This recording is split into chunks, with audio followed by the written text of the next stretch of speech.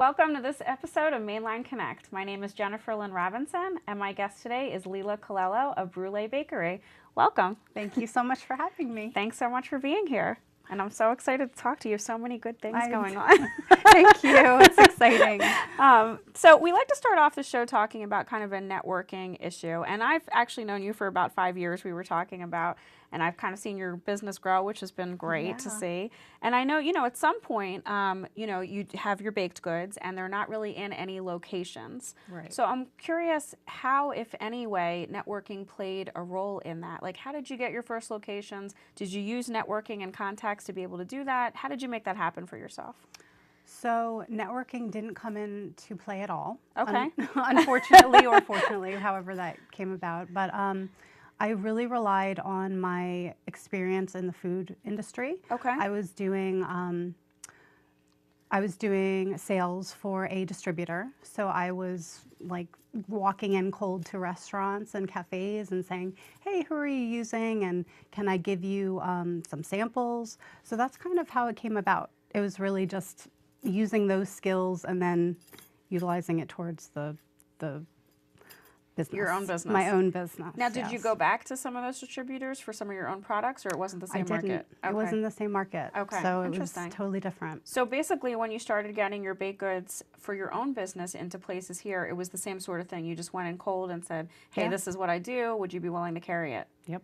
Wow. And how did that work out? Was there a lot of kind of no thanks?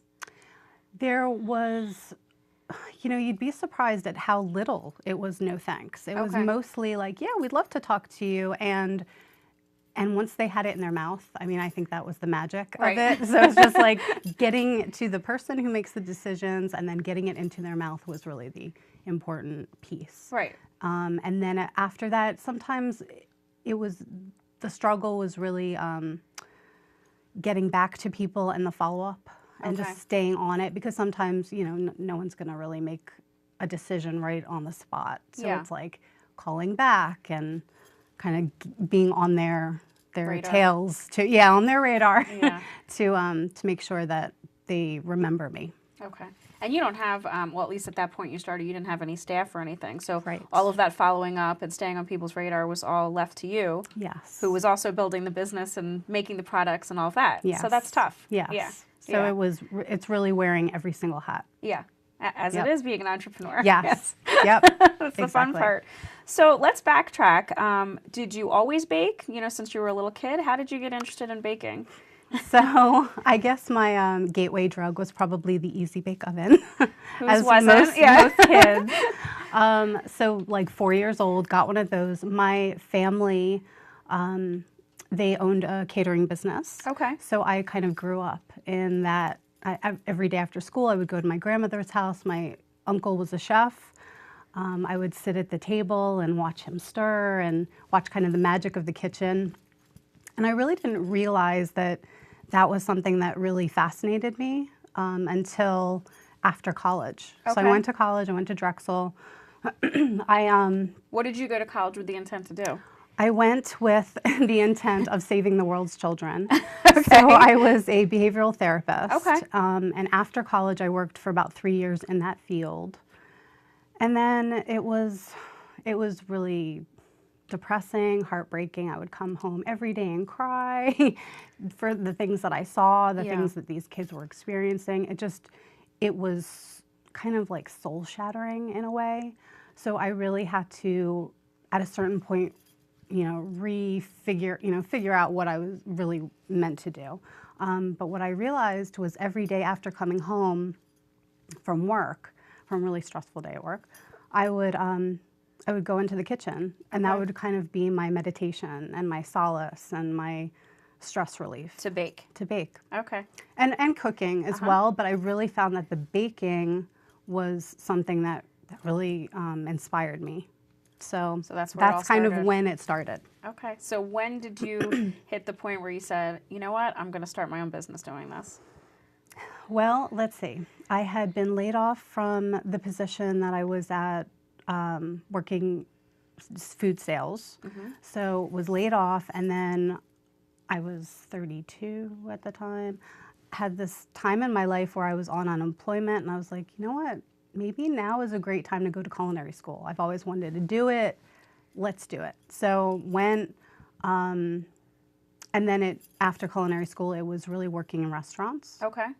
It wasn't until, so I worked in restaurants for a while and then was in a car accident.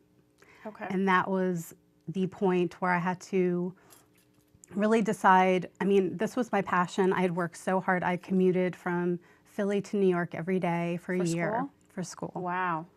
And then also I worked for the Food Network for a while. So it was I didn't know also like going to work. Okay.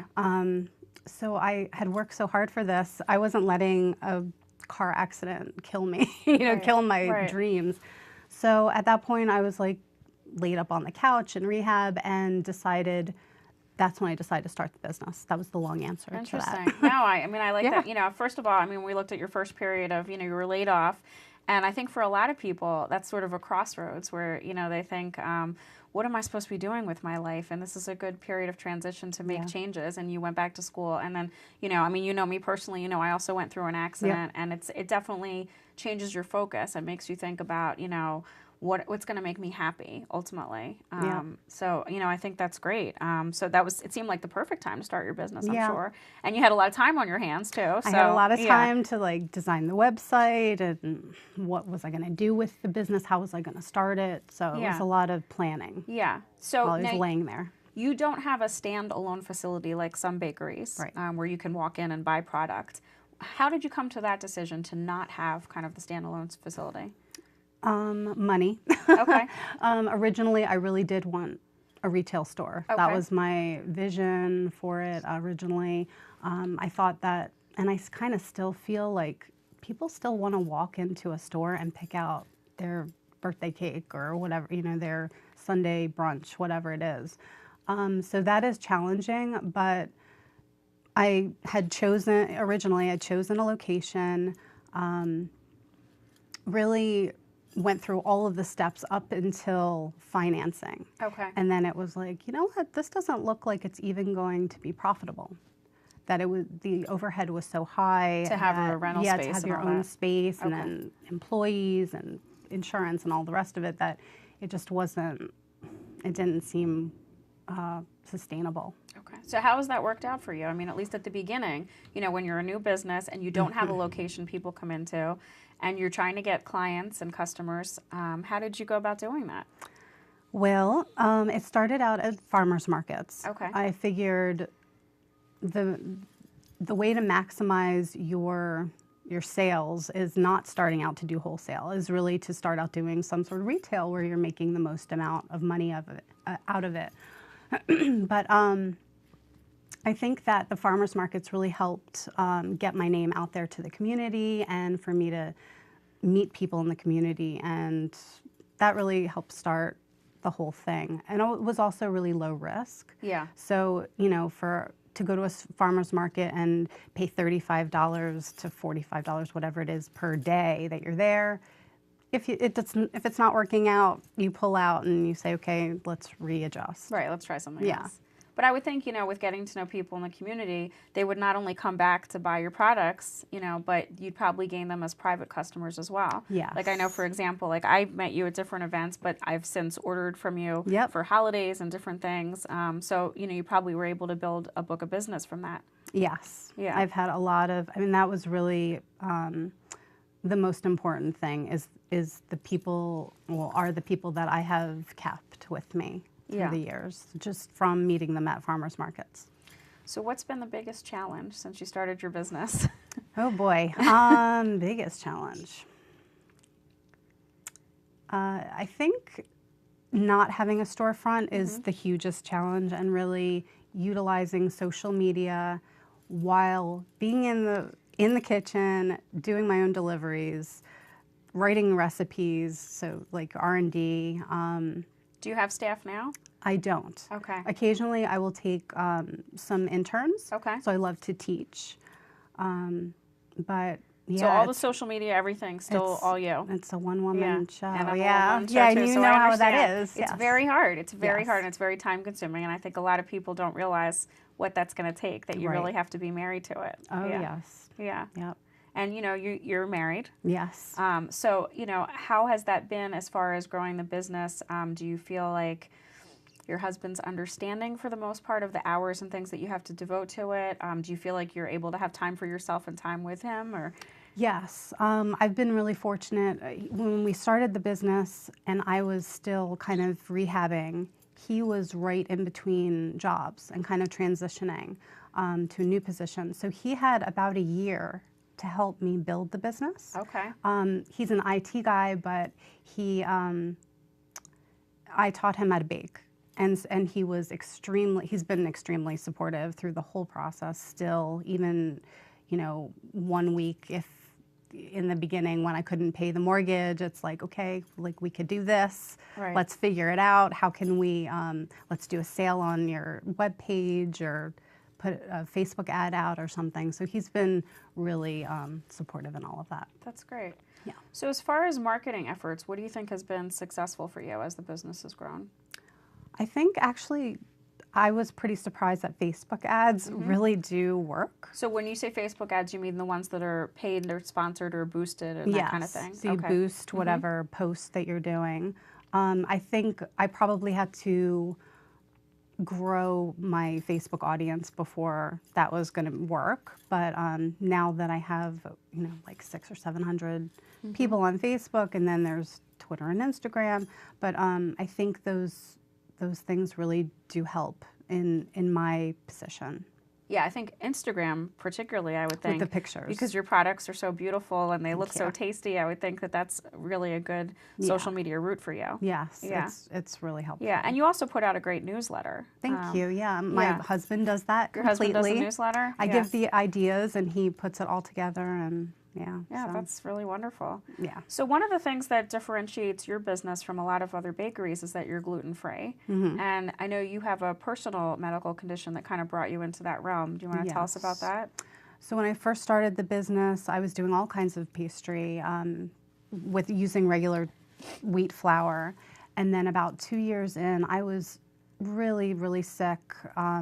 They couldn't figure out what was wrong with me. I was finally diagnosed with celiac.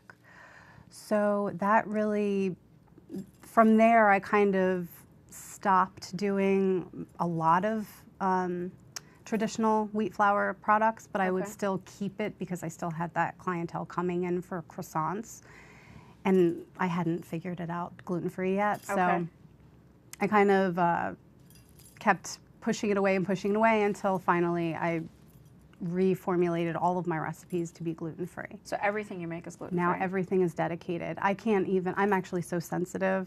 I'm like really, I think, rare case, but I'm sure there are billions of people out there too, but I'm so sensitive that touching it is like, I made a grilled cheese for someone the other day using regular bread, and had symptoms. Oh, it was crazy. So. So you really have to be careful. So I have to be careful. So I know, you know, one of the things I was mentioning to you when we were preparing was just that, you know, if I'm being honest, a lot of gluten-free products are terrible. Yeah. And yours are delicious. Thank you. So, you know, I'm wondering kind of how you've like crossed that threshold. You know, a lot of time, and of course, you know, people have all kinds of, you know, people are diabetic and they need things that are sugar-free, and obviously things that are sugar-free are not necessarily as tasty as things that have sugar, and, you know, all kinds of issues like that. So, I mean, there's people that definitely have to have the gluten-free, but like for somebody like me, I don't need to eat gluten-free, and I love your products. They're super tasty. And, you know, a lot of times when people take things out of products for health conditions or otherwise, they are not good. So how do you think you've been able to manage that? Is it a lot of trial and error? Like, how do you do it? To begin with, it was a lot of trial and error. The main thing, I think also to begin with, I was using an all-purpose kind of off-the-shelf kind of gluten-free flour mix. And the issue with that is that it already has xanthan gum in it. And xanthan gum is kind of what, not to get too technical, but is what binds it together and keeps your cookies, if we're talking about a cookie, from spreading to eternity. So, but a cookie needs a different level of xanthan gum than a cupcake or any cake. A macaroon. Or a macaroon, which is, which is flourless to begin with. But, so yes. So what I ended up doing was producing my own flour mix. Oh, interesting. And okay. I use a bunch of blends of organic rice flours. And I think that was huge. Also a huge thing is keeping the butter, eggs, and milk in it. I know a lot of places that are gluten-free, especially the standalone bakeries, might also be dairy-free.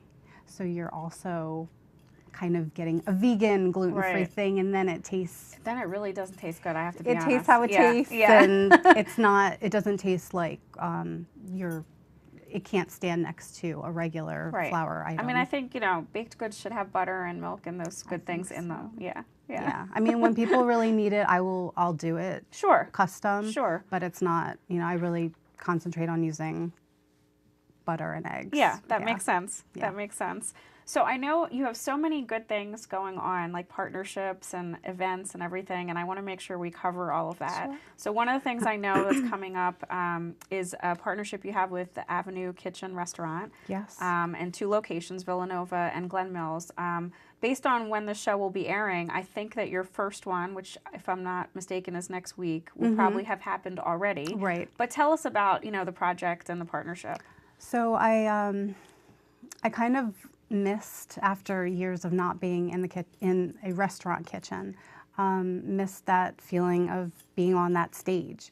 So I decided to go to certain restaurants that already had a pretty good gluten-free selection. Okay. And see if they were willing to kind of feature me for the night. And they do the entrees, so it's kind of like a restaurant week type menu. They'll have, you know, 4 or 5 options for each thing, and then I come and do the desserts. Okay, and that's what you're doing with Avenue? And that's what I'm doing with Avenue Kitchen. January 28th is the second one. And that's in Glen Mills, correct? And that one is in Villanova. Oh, I'm sorry. So the first one coming up is in Glen Mills, and then the January 28th one, which probably this show will air before that happens. Okay. So that's why I'm trying to. So January 28th, the Villanova one. Villanova Avenue Kitchen. And how can people sign up?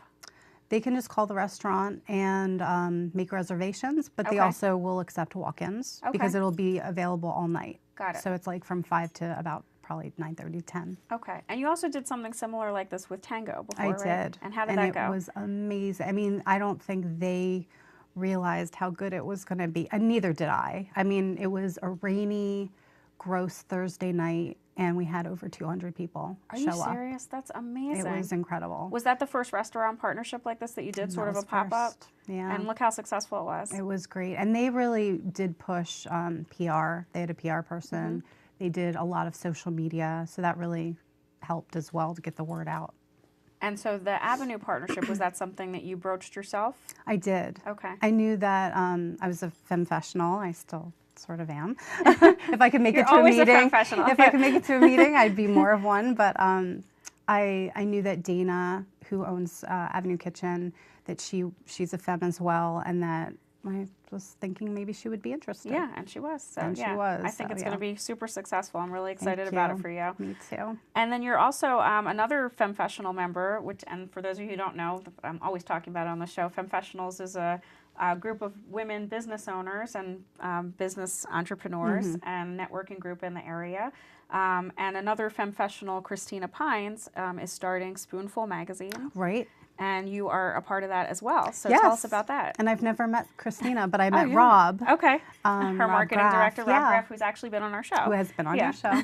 I met him, I actually saw, I think through a Femme post on Facebook that there was this new magazine called Spoonful, and that I kind of wrote to Rob and said, hey, how can, you know, I'm a chef. It's based in like doing events and bringing back that home kind of gathering. Yes. And I really loved that, and I was like, how can I be a part of this? Originally, we talked about maybe being like a sponsor or a partner, or I would pay into it. But then he kind of came back to me and he says, you know, maybe would you be interested in being a contributor? So I was like, so that's what you're I'm doing. not the best writer, but I have people in my family who are writers, and okay. So, and I read online that you just submitted your first piece, right? I did. So that's very exciting. Yes, very exciting. I think it won't be published until next year, like winter. winter edition, but still very exciting. Very exciting. And what I love about the story you just told is, I think a lot of times as entrepreneurs, people wonder how other people get opportunities. And a lot of people wait for opportunities to come to them.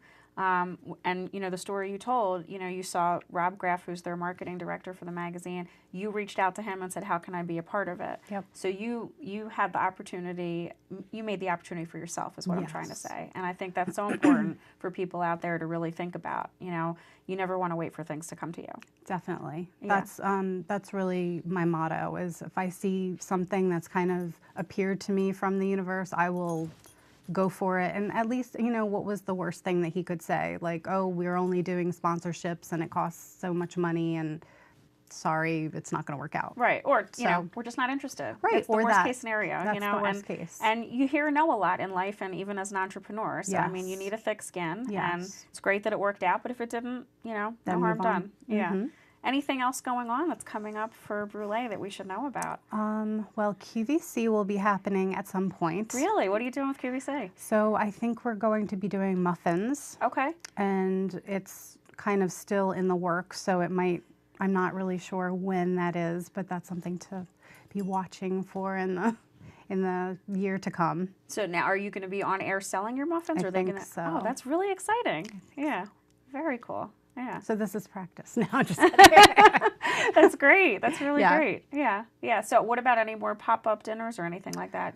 I'm definitely looking to partner with more restaurants. Okay. So nothing is really solidified yet. I'd love to do things in the city. I've done a lot of main lines. Well, I will have done 3 mainline ones this past year. And then, I'd love to kind of branch out. So for anybody out there that has a restaurant, either on the main line or in Philadelphia that might want you to come in and do desserts, it sounds like it was very successful with Tango, and I'm sure it will be with Avenue. And, reach out because I think that's a great opportunity on both sides for you and for the restaurant. Definitely. It really brings an awareness from the gluten-free community that these restaurants have a gluten-free option for them that they can eat in a safe environment.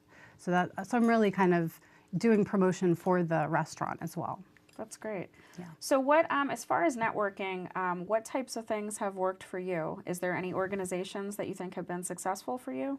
So I think FEMS are great. If I had been able to attend more meetings, I think I'm kind of limited with the times that events are offered and what I'm doing in the kitchen. So that has, I think, everyone who's a femfessional, it's an amazing organization. Everyone's so supportive of each other.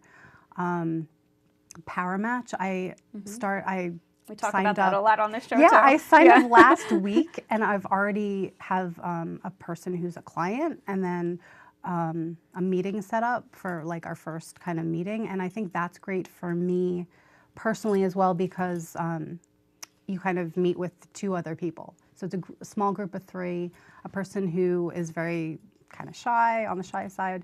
I don't have to walk into a room of people and give my 30-second elevator pitch. And it sounds like you're limited in the events that you can attend because you're baking. Right. And also, for those of you not aware of Power Match, I know I've talked about it before on the show, Sarah Rosenberg is the owner. And basically, I've compared it to matchmaking for dating, except it's for networking. So she gathers information about you and your business, and she'll set you up with people that would be potential good strategic partners, networking partners, or just good people to build relationships with, which takes kind of the burden of that off of you, which I think is wonderful. Yeah. You don't have to wander around a room kind of kissing a lot of maybe frogs to see who works for you. So this is I'm really excited. Yeah, and you're a new member, so that should be something great for you for 2016. Yeah. Yeah.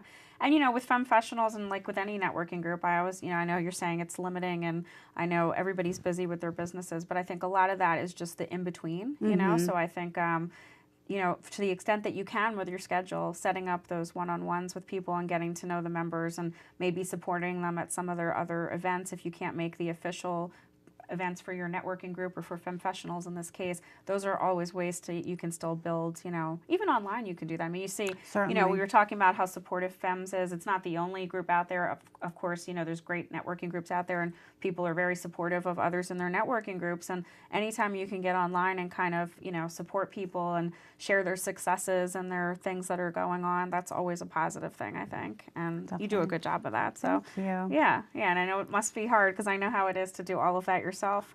Yes, So, I'm sure you do. Are you ever home? Not much. Yeah. No. Yep. I didn't think so. And I don't sleep much either, but I'm sure you can relate to that as well. Oh, yeah. So tell me about some things that aren't business related. What do you have as sort of a personal goal for 2016 not related to your business? Or, my other kind of side I give of this question is there something on your bucket list that you're trying to make happen this year? So bucket list wise, well, it's still business related. Okay. I think most things in my life are just business related. But I would love to travel more. Okay. I would really love to have a cookbook. Okay. The other thing is to have like sales over $1 million would be great. That's a great goal. Yeah. Those are bucket list things, or next 5-year goals. Yeah. Any particular place you would want to travel if you had your way? I want to go back to Paris. I had been once when I was younger, and I had pneumonia. Okay. And it just was miserable. And I would just love to go back and experience it in While a you're new healthy. way. Yeah. Yes. And especially with everything you're doing now with your business, that would probably be Yes. great. Maybe you could set some things up with some, chefs or something there. That That's would be part wonderful. of it, for sure. Yeah. Can Wonderful. I cook in your kitchen for a day? Yeah. Yep. That sounds like it would be a great trip for Yeah. you.